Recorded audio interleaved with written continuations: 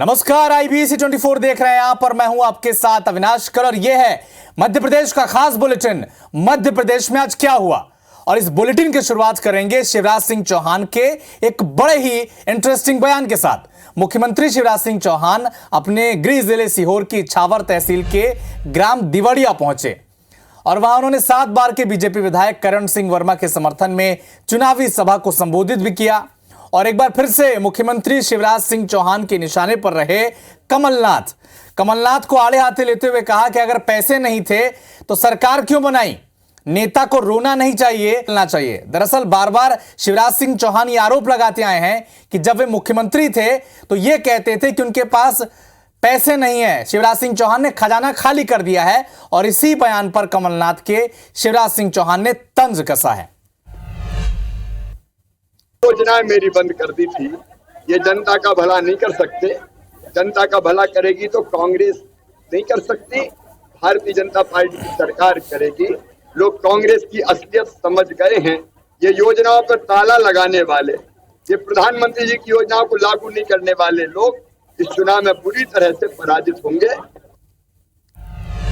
तो टिकट वितरण के बाद सभी पार्टियों में बगावत की स्थिति है। कई सीटें ऐसी है जहां पर जो दावेदार थे उनका विरोध देखने को मिल रहा है, और कांग्रेस में टिकट को लेकर जो विद्रोह चल रहा है इस पर दिग्विजय सिंह का बयान सामने आया।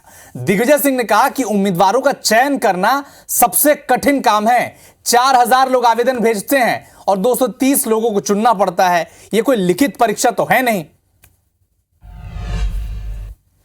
सबसे खराब काम है उम्मीदवार का चयन। अब 4000 उम्मीदवार में 230 कैसे चुने? कोई लिखित परीक्षा तो इसमें होती नहीं, केवल संभावनाएं देखी जाती हैं, उसने कितना काम किया। और जो प्रक्रिया अपनाई कांग्रेस पार्टी ने इस बार, मैं समझता हूं कि बहुत ही पारदर्शी तरीके से चयन हुआ है। तो इंदौर में कांग्रेस पार्टी की कलह पर कैलाश विजयवर्गीय का एक बड़ा ही इंटरेस्टिंग बयान सामने आया है। कार्यकर्ताओं के आत्मदाह को लेकर विजयवर्गीय ने कहा कि कांग्रेस के कार्यकर्ताओं में बहुत आक्रोश है। कांग्रेस के कार्यकर्ताओं ने ही कहा है कि उन्होंने करोड़ों रुपए खर्च किए हैं। क्या कहा, आपको सुनाते हैं। कमलनाथ जी ने उम्मीदवारों से पैसे लिए और टिकट बांटे हैं, इसको लेकर कांग्रेस के कार्यकर्ताओं में बहुत आक्रोश है। कांग्रेस के कार्यकर्ताओं ने ही कहा कि हमने 2-2, 3-3, 4-4 करोड़ रुपए लिए पार्टी में खर्च किए, कितना भी टिकट नहीं मिला है। ये बहुत संगीन आरोप है। यदि कांग्रेस के नेता ही अगर ऐसा काम करेंगे तो मैं समझता हूँ कांग्रेस किसी पार्टी है इसके बारे में प्रदेश की जनता को सोचना चाहिए। तो मुरैना में पूर्व मंत्री रुस्तम सिंह ने बीजेपी से इस्तीफा दे दिया है। रुस्तम के बेटे बीएसपी से टिकट मिलने के बाद यह फैसला उन्होंने लिया है। बीजेपी के प्रदेश अध्यक्ष वीडी शर्मा को पत्र लिखकर उन्होंने इस्तीफा भेज दिया है। मुरैना विधानसभा में बीएसपी ने राकेश रुस्तम को अपना प्रत्याशी बनाया है। वहीं रुस्तम सिंह बीजेपी से मुरैना विधानसभा के टिकट के प्रबल दावेदार थे। आपको यह भी बता दें कि रुस्तम सिंह बीजेपी से 2 बार के कैबिनेट मंत्री भी रह चुके हैं। तो इससे पहले आपने दिग्विजय सिंह का एक बयान सुना कि 230 सीटें हैं, 4000 आवेदन आते हैं। क्यों ऐसा बयान दिया? क्योंकि कांग्रेस में जो है बगावत का दौर जारी है। भोपाल में नर्मदापुरम के कार्यकर्ताओं ने विरोध किया है। कांग्रेस प्रत्याशी गिरिजा शंकर शर्मा का विरोध वहां पर किया जा रहा है। कमलनाथ के बंगले के बाहर मौन धरना दिया गया। चंद्रगोपाल मलैया को टिकट देने की मांग की जा रही है।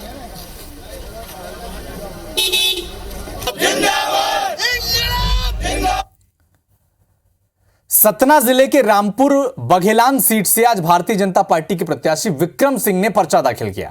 आपको यह भी बता दें कि विक्रम सिंह वर्तमान में रामपुर बघेलान सीट से बीजेपी के विधायक हैं। भारतीय जनता पार्टी ने विक्रम पर दूसरी बार भरोसा जताया है। उन्होंने कहा कि काम किया है उन्होंने, इसीलिए जनता उन्हें जरूर चुनेगी।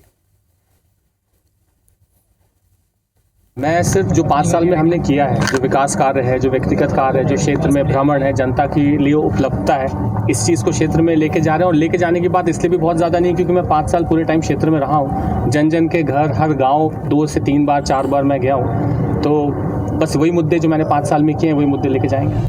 तो चुनाव के लिए टिकट का बंटवारा हुआ, जिसे टिकट नहीं मिला वो लोग आक्रोशित हैं। यही हाल ग्वालियर में पूर्व एमएलए मुन्ना लाल गोयल के समर्थकों का भी है। एफआईआर दर्ज हो गई उनके खिलाफ। मुरार थाने में 30 से 40 अज्ञात लोगों पर एफआईआर दर्ज की गई है।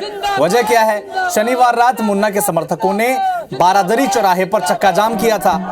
वजह क्या थी चक्का जाम की? कि मुन्ना लाल गोयल को टिकट नहीं मिला था। समर्थक नाराज थे, चक्का जाम कर दिया था। अब जयविलास पैलेस के सामने, सिंधिया के सामने मुन्ना लाल गोयल के समर्थकों ने विरोध किया। ग्वालियर पूर्व से बीजेपी ने माया सिंह को प्रत्याशी बनाया है और मुन्ना लाल गोयल जो हैं, उनके समर्थक जो हैं, वो बड़े नाराज चल रहे हैं।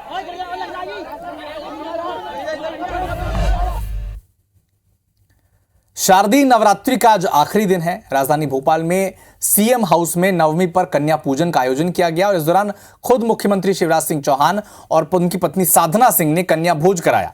सीएम ने कहा कि देवियां हमारे घर आई हैं, वो हमेशा खुश रहें। साथ ही मुख्यमंत्री ने कहा कि समाज मां और बेटियों को अबला नहीं सबला समझे। मुख्यमंत्री निवास में आप देख सकते हैं नवरात्रि में कन्या भोज के बाद आप देख सकते हैं साधना सिंह चौहान जी है, मुख्यमंत्री शिवराज सिंह चौहान जी हैं और कन्या पूजन के बाद, कन्या भोज के बाद यहाँ पर शक्ति पूजन और तमाम जो कन्याएं हैं वो यहाँ पर बैठी हुई है मुख्यमंत्री के साथ। और आप देख सकते हैं आशीर्वाद मुख्यमंत्री और साधना सिंह जी कन्याओं का आशीर्वाद दे रही हैं। और जो है ये कन्या पूजन कुछ ही देर पहले मुख्यमंत्री निवास में संपन्न हुआ है। बाकायदा सुंदर सुंदर कन्याएं मुख्यमंत्री के साथ और साधना भाभी के साथ बैठी हुई है। भाभी जी क्या कहेंगे, आज कन्या पूजन भी हुआ है? बहुत अच्छा लग रहा है, इतनी सारी बेटियां हमारे घर में आई है। भाई साहब आप क्या कहेंगे कन्या पूजन के बाद? देवियां आई हैं, वो हमेशा प्रसन्न रहे। मेरी बेटियां हमेशा खुश रहे, खूब आगे बढ़े। भाई साहब शक्ति का शक्ति से शिव को शिव मांगे वरदान, क्या कहेंगे? सब सुखी हो, सब निरोग हो, सबका मंगल और कल्याण हो और माँ बहन और बेटियों को अबला ना समझे, समाज सबला समझे। उनको और सशक्तिकरण उनका करना है और आगे बढ़ाना है। तो ये आपने सुना मुख्यमंत्री शिवराज सिंह चौहान को IBC 24 पर उनका साफ तौर पर कहना है कि समाज महिलाओं को अबला न समझे, उनको सबला समझे।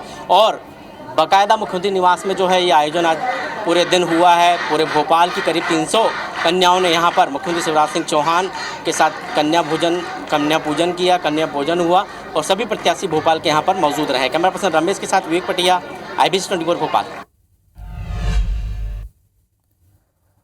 विजयादशमी के अवसर पर आज केंद्रीय उड्डयन मंत्री ज्योतिरादित्य सिंधिया ने ग्वालियर के गोरखी स्थित देवघर में राजशाही पोशाक पहनकर पूजा अर्चना की और उन्होंने अपने कुल देवी देवता दक्षिण केदार, दुर्गा मैया, राजशाही शास्त्र, मुहर, प्रतीक चिन्हों की पूजा अर्चना की। पूजा के बाद ज्योतिरादित्य सिंधिया राज परिवार के प्रतीक ध्वज और शस्त्रों का पूजन किए।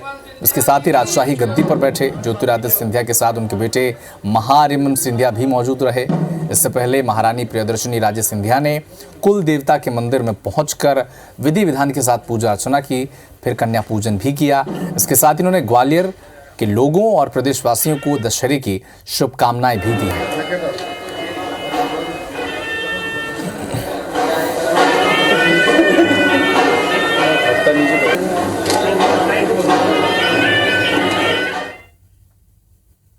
परिवार की तौर से हैप्पी दशहरा, दशहरे की शुभकामनाएं, धन्यवाद। खानदानी पुरोहित है, 7 पीढ़ियों से हमने इनके यहाँ पूजा करते आ रहे हैं। कुल देवता और दुर्गा देवी जो है ये स्थापन की जाती है और 9 दुर्गा यानी शारदीय नवरात्र में इनका स्थापन होकर इनकी पूजा अर्चना होती है। इनके कुल देवता जो है वो दक्षिण केदार हैं और महाकाल, ये सब देवियों की मूर्तियाँ हैं। इस मूर्ति यहाँ स्थापित है यहाँ पे, यानी इसके रूप में, प्रतिमा के रूप में।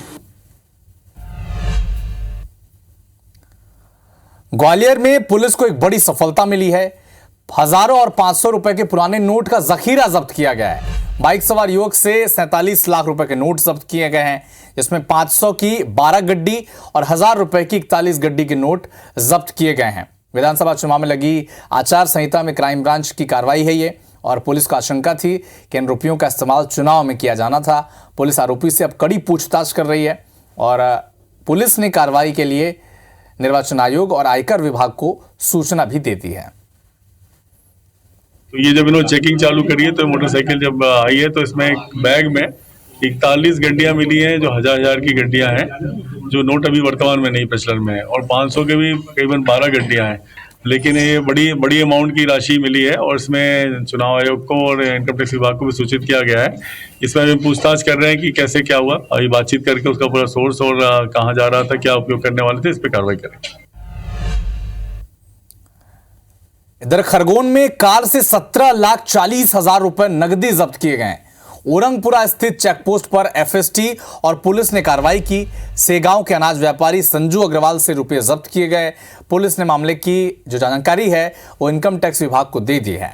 मामले पर अनाज व्यापारी संजू अग्रवाल का कहना है कि राशि बैंक से निकालकर किसानों को बांटने के लिए वो लेकर जा रहे थे।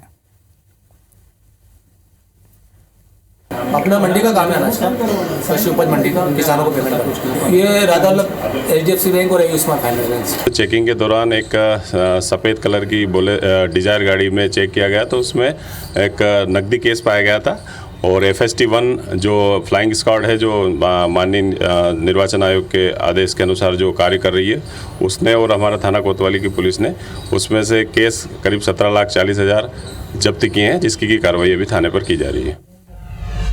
भोपाल में कल कर्फ्यू वाली माता मंदिर से अगवा हुई बच्चियों का पुलिस अब तक कोई सुराग नहीं मिल पाया है। बता दें कि कन्या भोज के नाम पर बच्चियों को 2 महिलाओं के साथ आखिरी बार देखा गया था। CCTV फुटेज के आधार पर पुलिस सुराग जुटाने में जुटी हुई है और पुलिस ने सूचना के लिए 30,000 का इनाम भी घोषित किया है। पुलिस ने जानकारी के लिए नंबर भी जारी किए हैं, जो आप इस वक्त अपने टेलीविजन स्क्रीन पर देख भी पा रहे हैं। तो 50 घंटे से ज़्यादा का वक्त बीत चुका है, लेकिन इन 2 सगी बहनें जिन्हें मंदिर से एक महिला अगवा कर ले गई थी, CCTV फुटेज आने के बाद भी इनकी कोई जानकारी अब तक नहीं मिल पाई है। तो खबर श्योपुर से है, जहां 10 दिन के अंदर तीसरी दुष्कर्म की घटना सामने आई है। घटना बड़ौदा थाना क्षेत्र के आलापुर गांव की है, जहां शासकीय स्कूल के शिक्षक ने एक छात्रा के साथ बलात्कार की घटना को अंजाम दिया। घटना के वक्त पीड़िता घर में अकेली थी। पीड़िता को अकेला पाकर आरोपी ने रेप के बाद मारपीट की और चाकू दिखाकर उसे जान से मारने की धमकी दी। सूचना मिलते ही मौके पर पीड़िता के परिजन पहुंचे और पुलिस को सूचना दी। इलाज के लिए उसे अस्पताल में भर्ती कराया गया है। आरोपी शिक्षक का नाम ऑफिसर मीणा है। मामले में पुलिस ने आरोपी शिक्षक को गिरफ्तार कर लिया है। आपको यह भी बता दें कि पिछले 10 दिनों में श्योपुर के देहात और बड़ौदा थाने में 3 दुष्कर्म की घटनाएं हो चुकी हैं।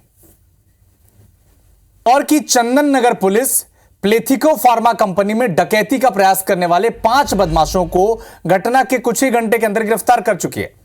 इन बदमाशों के 2 साथी जो हैं फरार बताए जा रहे हैं। इनकी तलाश अब पुलिस कर रही है। आपको यह भी बता दें कि शनिवार देर रात 7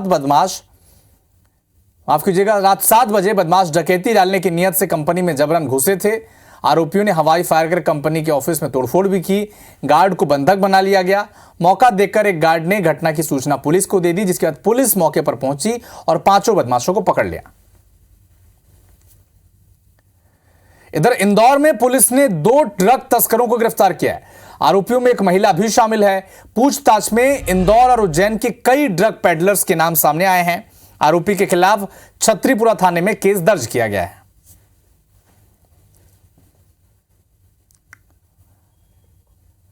ग्वालियर में बीते 24 घंटे में डेंगू के 43 नए मरीज मिले हैं। 43 नए मरीजों में 8 बच्चे भी शामिल हैं। ग्वालियर के 34 और दूसरे जिलों के 9 मरीज हैं। जिले में डेंगू मरीजों का आंकड़ा बढ़कर 600 तक जा पहुंचा है। अगली खबर पन्ना से, जहां सिविल लाइन पुलिस ने भैंस से भरे ट्रक को पकड़ा है। भैंसों की नगर पालिका में सुपुर्दगी न होने के चलते सिविल लाइन चौकी ने इन्हें रखकर उनकी देखरेख की है। भैंसों की देखरेख के लिए कुछ लोगों को जिम्मेदारी सौंपी गई है। मामले में इनके मालिक जो हैं भैंस के, बताया कि उनकी भैंस चोरी हो गई थी। वहीं पुलिस वालों का कहना है कि जल्द से जल्द कार्रवाई कर इन्हें छोड़ दिया जाएगा।